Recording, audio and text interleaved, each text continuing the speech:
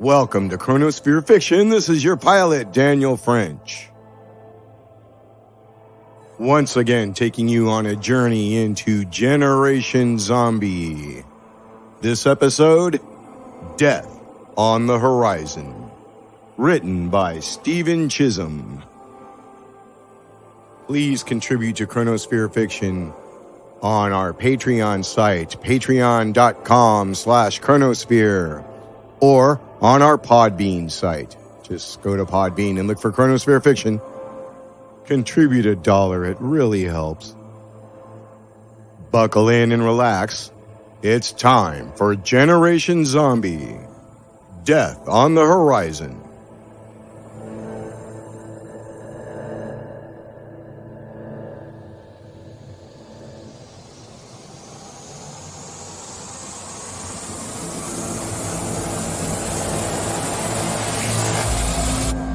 Dead Zone 6, somewhere between Porterville and Embarsfield.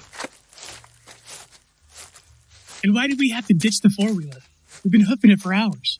Quit your belly-aching, Schumacher. I'm the only one of us who can feel pain, and you don't see me complaining. At least your cuts will heal. All these brambles tearing at my calves are going to cost me a fortune to repair. Never mind this parting gift from your generous captain. All I'm saying is we'd be in Embarsfield by now if we hadn't had to dump the four-wheeler back to Wakefield. You were there for Lieutenant Ramsey's brief. We were to abandon the ATV at the border between Wakefield and Morningshire. We have to create the illusion that you escaped on foot. It'll coincide with the timing with the Portville invasion. If you truly want to cut our trip short, keep an eye out for the Embarsfield patrols. Shouldn't be too difficult, what with the evacuation of the surrounding towns. Can't see much beyond these trees. And hard to hear anything over your heavy breathing. That's because your senses aren't as sharp as the living. You keep your body from decomposing, and I'll do everything else. You better be careful about what you say. I've been promised a lofty station by your captain. And when that time comes to pass, you best be sure you're not on my shit list. How about you focus on what you're going to say in front of Governor Lewin? You act like I haven't been in politics before. I know just what to say. Don't you worry.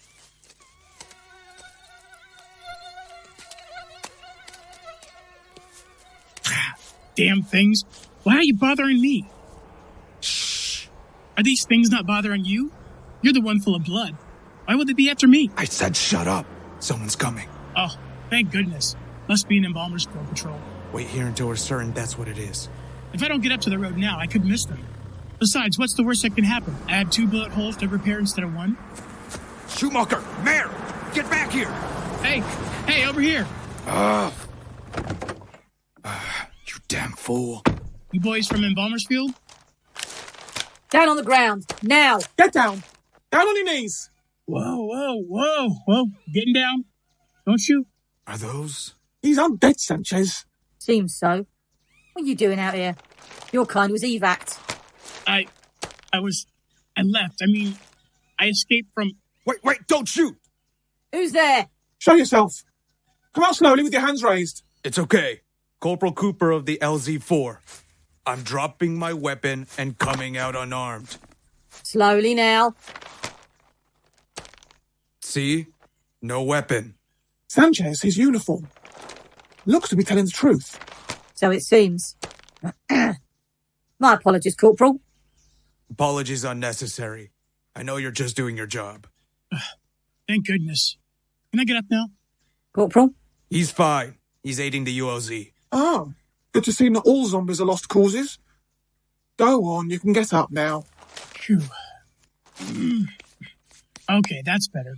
What's LZ-11 doing out here? Are you guys joining in the war effort?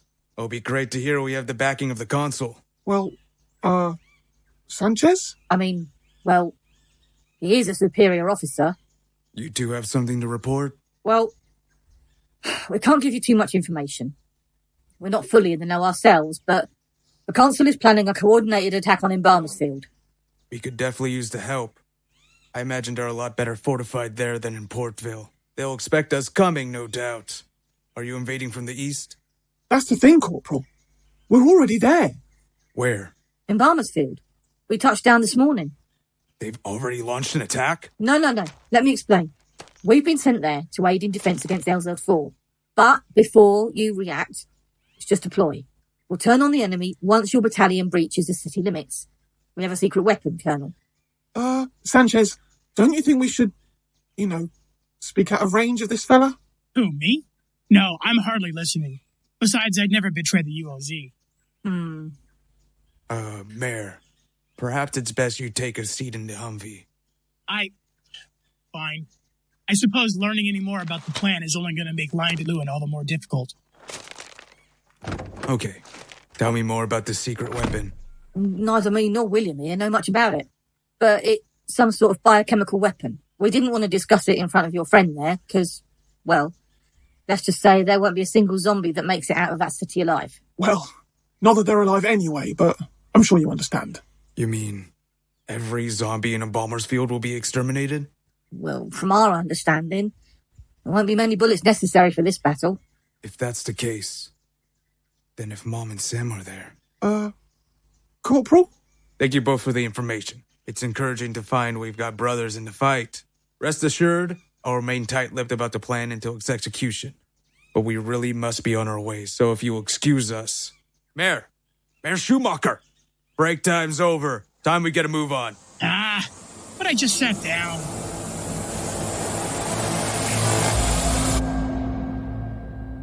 Dead Zone 6. Hotel room in zonal capital Embalmersfield. So, what'd you see? As expected, the mayor welcomed them in with open arms. The city is crawling with LZ-11 troops. It's like Mayor Lewin didn't even consider what we said for a moment. Oh. So if our suspicions are correct, that LZ-11 is intending to aid LZ-4, then we're as good as goners. Well, it's not all bad news. Far from it. Turns out that we're also receiving reinforcements from the 40th Infantry, and rumors are that the 75th Ranger Regiment will also be arriving soon. Even if LZ-11 were to turn on us, we'd have the firepower to defeat them. Well, let's hope it doesn't come to that. I really don't see the ULZ raising arms against its own. So hopefully this comes to a peaceful resolution, especially since George is with them. I don't imagine Captain Roberts really cares that he's outnumbered. But if the LZ-11 is here for the right reasons, then maybe he'll hold off on the attack. Let's hope so. I can't even get a lift out of here until all of this is settled. They're not letting any more citizens in or out of the city. I just want to get back to DZ7. I've been calling my dad nonstop, but he's not picking up. Neither he nor my brother. I'm sure he's just busy searching for you. He'll get your messages when he returns home. Yeah, I suppose. Sorry, Nick. I'm sure you'll hear from him soon. And he'll be so happy to hear that you're okay. Yeah, thanks. Maybe a game of rummy will distract you. I think I saw a deck of cards around here somewhere. Yes, I think I saw them over here. Let's see, here we are. New deck, too. Odd as it is, I didn't think I'd miss the smell of a new deck of cards. Yeah, you're not missing much. Oh, that startled me. Who could that be? I don't know. Only the governor and her constituents know we're here. Well, are we going to open it? Hello? Christina Hall here. I'm visiting on behalf of Lewin. Yeah, I suppose we should open it. Hello there, Miss Hall. Yes, hello. I hope you're all enjoying your accommodations. Would have been nice to have separate rooms, but it's been cozy enough. Right. I've been sent here to escort Ms. Cooper and her daughter back to City Hall. What for? Let her finish, dear. We've had a pair of refugees come in from Porterville. Porterville? Perhaps I should come along. I might know them. Well, I've been instructed to bring in these two. But if you wish to come along, I suppose I can't stop you. That'd be up to City Hall security. What do we have to do with these refugees? Well, funny you should ask. One of them is an LZ-4 defector, Miss Cooper. He claims to be your son.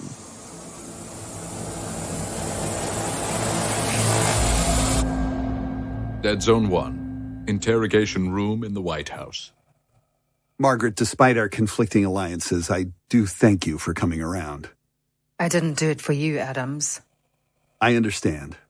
But when Mrs. Knox arrives, you'll be sure to relay to her everything you told me. Yes, But do tell her to hurry. I don't know how much time we have. Certainly. She should be here any minute now. I apologize for my lateness. It took me some time to get this one to finally wake up. She's a bit under the weather.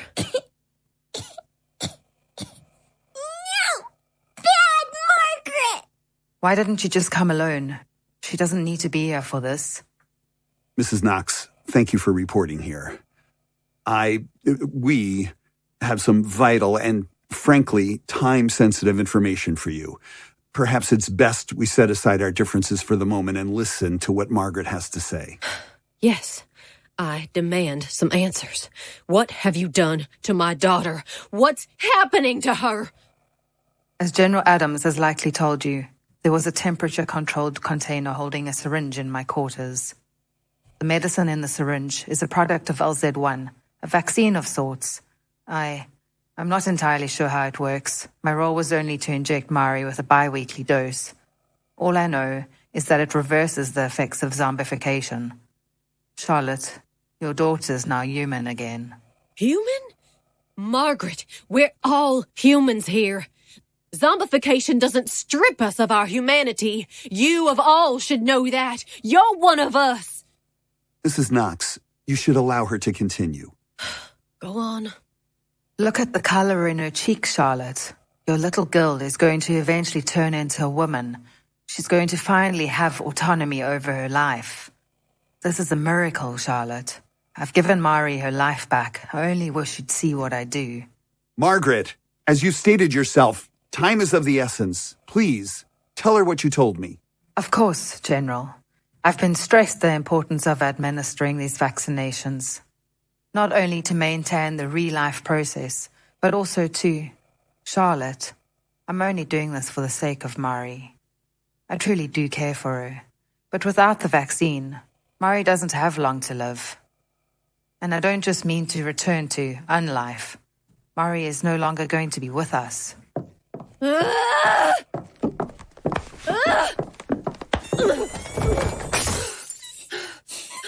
Mrs. Knox, please, this is not the time. You're scaring Marie. You sick monster! You knew this would happen, didn't you? I swear to you, Charlotte, I knew nothing of it until after the first dose. Adams, get your hands off me! Believe me, my intentions were purely selfless. I only wished to see her grow. You must understand the torment she'd endure remaining an infant for eternity. Surely you can't be so selfish. All that matters is that she has a mother and father who love her dearly. In an attempt to give her life, you've jeopardized it. You've jeopardized everything, Margaret. Please listen to me. I only have one remaining dose. You have to administer it immediately. I don't know how long Mari has left without it. Beyond that, I'm sorry, but you'll have to turn to the ULZ for help. You really are sick. You know that?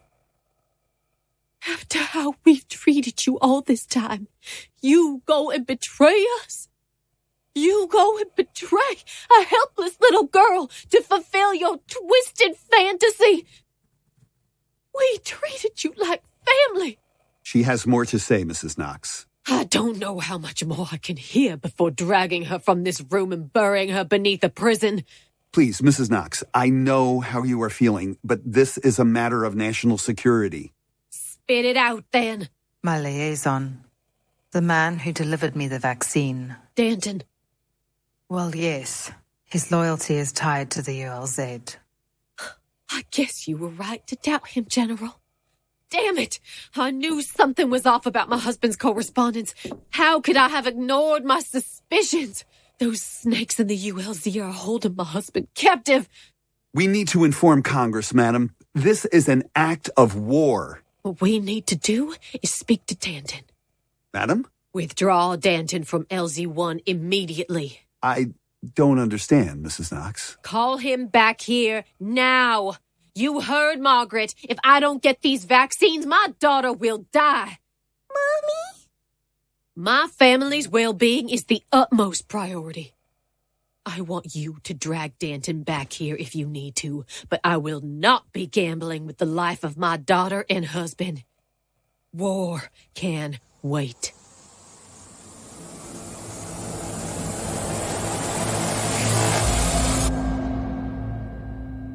Living Zone 1, a crisis room in the consular palace. You wanted to see me, your consulship? Take a seat, Danton. General Wilkes and I were just discussing our battle plans. How goes the preparation? We have more than enough canisters to flood Embarsfield. Couldn't have gone any better, especially with the evacuation of the surrounding towns pushing up Captain Roberts' arrival time. He should reach the border by sundown tomorrow. A messenger is on standby and will inform the captain of the plan. Great news. We may even expect a formal surrender of the UDZ on the day of the centenary. How poetic would that be? Let's not get ahead of ourselves. The reason these zombies choose unlife is because they were so unwilling to give in to the concept of death. They're stubborn creatures. Yes, of course. What we need is some further leverage. While I trust the might of our military, countless lives will be lost. The Council believes that there's a way we might assuage these numbers, and I'm willing to pursue any avenues that will protect our people. Is that so? Is it something I can do? It appears that you've been summoned by the White House, Danton. I'm sorry? You're to return to your station in the UDZ. I'm sorry, I'm not sure what you mean. As Dr. Megan declared last session, I've lost contact with Margaret. I suspect they may have uncovered our plan. Oh, they undoubtedly know about you by now. I'm sure of it. And yet, you're asking me to report back to the White House. What has convinced Knox to cooperate with us, Danton? The safety of his daughter, Consul, but I don't see how... And what good does his daughter do us dead?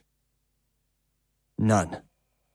With Margaret no longer administering the vaccines, how are we to verify the safety of little Marie? We can send them doses of the vaccines. If Knox refuses to comply, we could withhold the doses until he does. And risk the UDZ uncovering the formula? No, Danton. You know better than to believe that plan will work. I think you know why you have to return to the White House. Yes, I think I know why.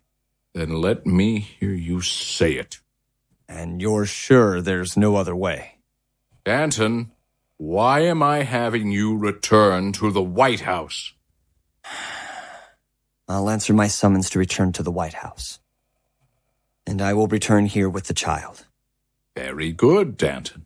Now, General Wilkes here will arrange your flight back. In the meantime, go and practice your pitch. I doubt Mrs. Knox will make her decision lightly. Of course, your consulship.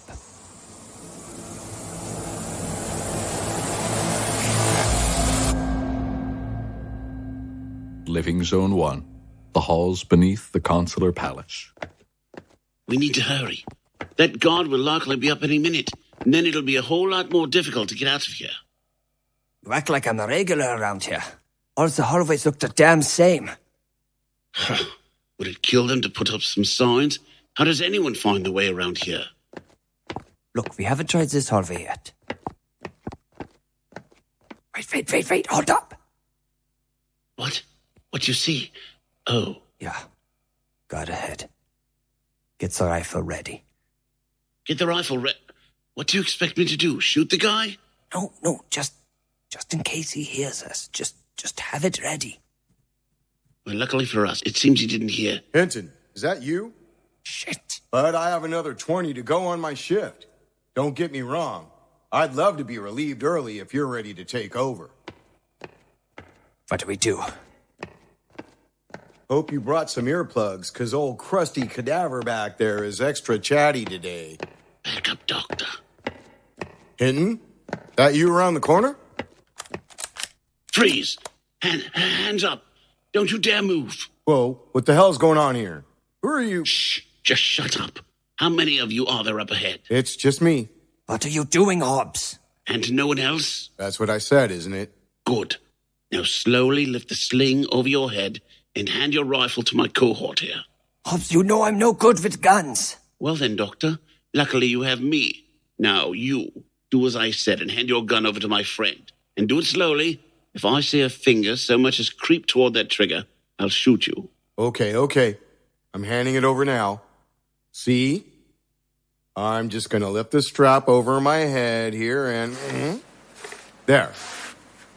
The safety's on. No need for any more trouble. Dr. Schneider, take the gun. Okay. I'm just going to grab it by the strap here.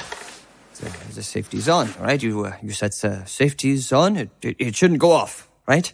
You're fine, Doctor. I'll take care of our hostage here. You just sling that over your shoulder and follow behind me. Shouldn't we be asking him how to get out of here? Aren't you the least bit curious who they got holed up back there? No one of any importance, I can assure you. See, that just makes me want to find out more. Besides, Doctor, we could use the manpower, especially if he's one of us. One of us? Lead the way, sir. Yeah, I don't think that's a good idea. Who's the one with the gun, eh? I think you should listen to my friend here. From what he's told me, he's quite the marksman. Fine. Follow me, then. Move a little faster, if you will. Your friend is due to arrive in 20, if I heard you correctly. Mm-hmm. There. Hurry and open the door. Okay, I'm reaching for my keys now. I'd appreciate it if you didn't shoot me. You have my word. Never thought I'd say this, but you got visitors, Stiff. Visitors of your own kind. Who's there? Wait a minute. Is that really? President Knox? They must know by now that something's wrong, that I'm in trouble. President? You a friend of mine? What are you talking about? Who are you guys?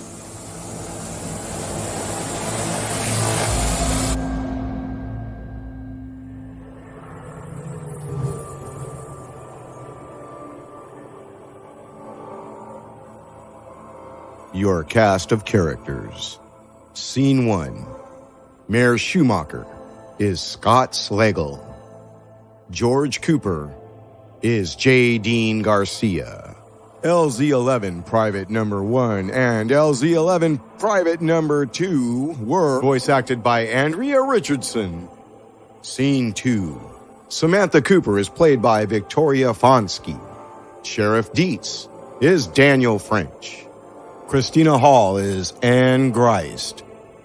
Nick Hobbes is played by Joe Brillon. And Susan Cooper, Samantha's mom, is Nina Bricko. Scene 3. Charlotte Knox is voice acted by Llana Labourene. Marie Knox is voice acted by Katelin Curtis. General Adams is Rich Greene. Margaret, Marie's nanny, was voice acted by Pauline Herman. Scene 4. Consul Nathaniel is Blake Benlan. Benjamin Danton is voice acted by Spencer J. Fredrick. General Wilkes is played by Van Riker. Scene 5. Henry Hobbes is played by Pete Lutz. Dr. Schneider is voice acted by Spencer J. Fredrick. President Knox is Van Riker. And the jailer is Daniel French. This episode of Generation Z was written by Stephen Chisholm, who also writes Corporate Punishment. Production, editing, mixing, sound design, music, and mastering is by Daniel French at Fishbonius Sound Design.